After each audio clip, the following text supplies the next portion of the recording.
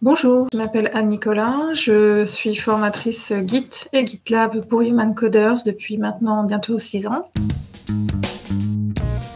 Pas de prérequis très spécifiques. Par contre, il va falloir faire attention à la connexion Internet. Par expérience, on a vu que les connexions de type 3G, 4G peuvent être problématiques, donc attention à votre connexion Internet. Idéalement, disposer d'écouteurs, ce serait encore mieux.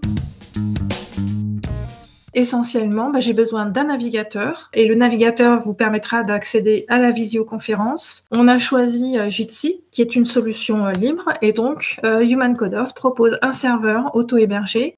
Pour les mises en application, je vais utiliser une console parce que oui, toute la formation se fait donc en ligne de commande pour mieux appréhender Git. Tout ce dont vous avez besoin finalement, c'est d'un outil de type petit, par exemple, si vous êtes sous Windows. Sous Mac et sous Linux, eh bien, tout est disponible en fait de base via la console. On va essayer en fait de recréer vraiment une atmosphère qu'on aime dans nos formations pour Human Coders, c'est-à-dire beaucoup de bienveillance, beaucoup de proximité avec les participants. Donc, oui, on fera des pauses, c'est essentiel, surtout quand on est effectivement à distance, ce qui demande peut-être un tout petit peu plus d'attention. Et puis, on tâchera de ménager quelques moments informels, c'est-à-dire reproduire tout simplement, par exemple, la discussion autour d'un café.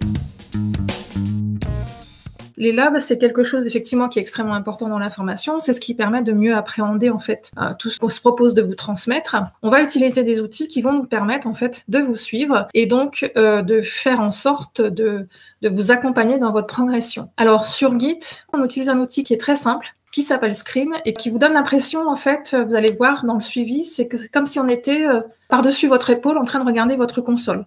Vous avez aussi la possibilité, vous, de faire des retours, bien sûr, via le système de vidéoconférence, ce qui permet de multiplier, en fait, les possibilités de retour quand on est perdu, quand on a une question à poser. L'adaptation, elle se fera uniquement au niveau de la méthode et des retours pédagogiques. En ce qui concerne, en fait, le contenu de la formation, ce sera exactement le même.